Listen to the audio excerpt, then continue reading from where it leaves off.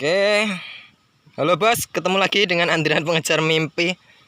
Oke, jadi ini bos, hari ini kita melakukan pemetikan cabai akar yang ke-6 ya bos. Ini perkiraan dapat berapa ini bos ya? Ini mungkin 70 kilo adalah, mungkin lebih ya bos ya.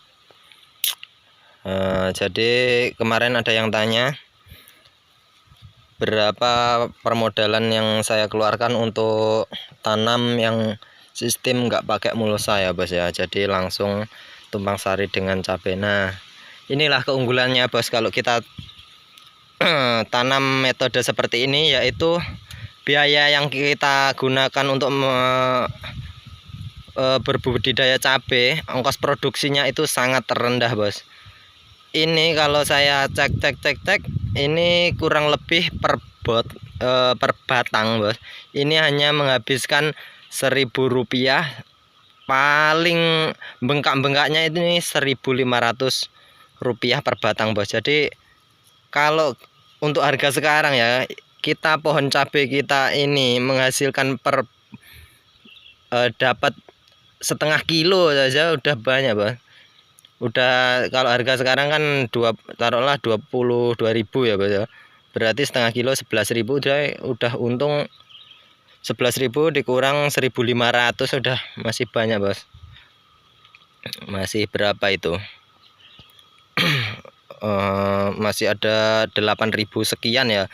Kalau kita kalikan 2.000 pohon udah dapat untungnya ya segitulah bos. Jadi inilah makanya kemarin saya juga pernah pakai mulsa, tapi lebih sering yang pakai tumpang sari. Jadi saya tahu perbandingannya bos. Nah, kita kalau pakai metode kayak gini tuh, yaitu kita bisa menekan biaya produksi lewat tentu saja ini mulsanya bos. Terus ini yang kedua, kenapa saya cuma habis sedikit ya bos ya, Rp1.000 sampai 1.500, karena ini saya minim sekali penggunaan insek. Nah, saya ulangi bos, ini sangat minim penggunaan insek. Jadi waktu kita berbudidaya cabai, ongkos yang paling banyak itu adalah untuk membeli racun insektisida bos, karena itu harganya 100 mili aja, yang ada yang harga 100.000, ada yang harga 200.000. Nah, yang paling murah itu 50.000 sampai 70.000. Nah, kalau kita penyemprotan 3 hari sekali, kita semprot insek terus, tentu saja kita akan membengkak di modalan bos. Nah, untuk mensiasati itu, makanya saya tekankan, marilah kita pakai lampu perangkap. Karena ini buktinya, saya sudah buktikan dengan metode lampu perangkap saya bisa mengurangi penggunaan insek sampai 70%. Jadi ini masih menggunakan insek tapi cuma 30%. Jadi ini tidak mesti saya semprot insek setengah bulan sekali ya, nggak mesti bos. Kalau saya lihat di lahan itu, oh ternyata masih ada hama, apakah ular, apakah kutu, apakah trip, baru saya melakukan penyemprotan. Nah, karena hama-hama itu sudah dikendalikan menggunakan lampu perangkap ya.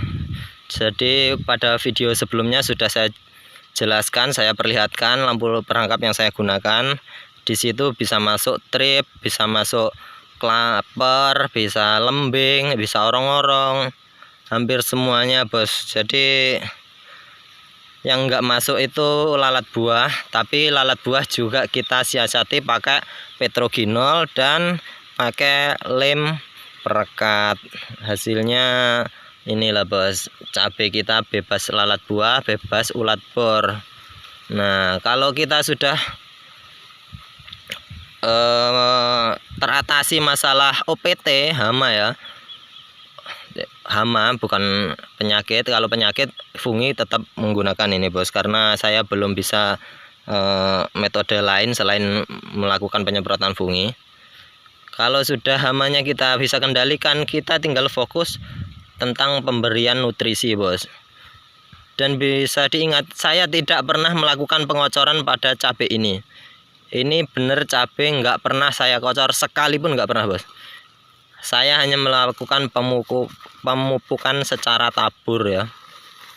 Pemupukannya kemarin 2 kali pakai Ponska Plus, 1 kali pakai Mutiara, 1 kali pakai NPK Glower, terus 1 kali pakai KNO putih, terus 1 kali pakai Nitrabor. Inilah hasilnya, bos. Udah pemetikan yang ke-6. Jadi saya tidak pernah melakukan pengocoran. Kalau pengocoran itu memang, bos, hasilnya bisa diserap cepat, tapi kita juga bisa memperhitungkan tenaga yang kita keluarkan. Jadi estimasi biayanya itu kalau kita pengocoran 3 hari apa 4 hari sekali, ya kita bisa membengkakkan biaya produksi. Nah, untuk cabai ini nggak pernah saya kocor, jadi ini produksinya rendah, bos. Nah, untuk harga saat ini alhamdulillah dapat harga bagus. Jadi biaya produksi kita 1 pohon cuma 1000 sampai 1500. Kalau kita dapat setengah kilo 1 pohon saja udah 11.000. 11.000 kali 2000 pohon. Nah, itulah. Nah, ini dia, alhamdulillah. Nah, ini masih cabenya. Cabai ini nek didelok kataduan nggak berjaji ya, bos ya. Tidak menyangka pendek, karena saya sistem tanamnya single row atau 1 baris 1 bedeng. Jadi ini bisa kita lihat keuntungannya itu kita bisa mudah dalam pengendalian gulma. Setelah itu, karena ini jaraknya ini kan lebar, bos ya, jarak antara tanaman ini ke ini kurang lebih 1,40 meter, ada yang 1,60 meter. Jadi sirkulasi udara ini sangat bebas, sehingga potensi tanaman kita terserang jamur itu sangat rendah, bos. Jadi penggunaan fungi pun rendah sekali. Beda sama kita sistem tanam double row atau 2 baris 1 jalur. Itu akan mengakibatkan tanaman kita itu lembab. Kalau sudah lembab, maka akan timbul jamur. Jadi penyemprotan jamur akan harus lebih intensif kalau nggak mau terserang jamur. Jadi kalau saya lebih suka sistem tanam single row ya, bos. Ini karena pendek, kenapa, bos? Ini waktu penanaman saya itu nggak ngurus secara intensif ya, bos. Sudah saya bilang dari awal-awal, saya juga jarang kesini. Ini setelah saya tanam saya ada urusan lain.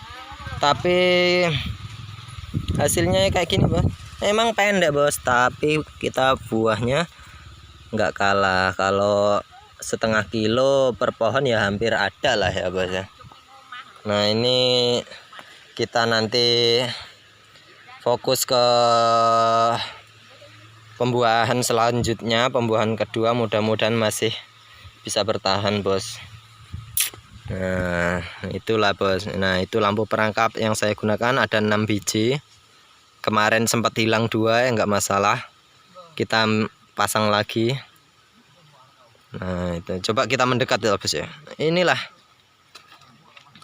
kunci dari budidaya saya, bos. Ini jadi ini tuh lebih efisien tinimbang kita melakukan penyemprotan, bos. Bagaimana bisa? Dia itu menyala setiap malam tanpa henti dari awal penanaman sampai ini nanti tanaman habis, ini masih bisa nyala. Dan ini kalau nyala tiap malam itu bisa menarik hama, terutama trip dan klaper untuk menuju ke sini. Kalau dia sudah ke sini, dia berterbangan, lama-lama akan jatuh ke airnya ini, bos. Nah, inilah kuncinya. Makanya saya jarang sekali penyemprotan insek.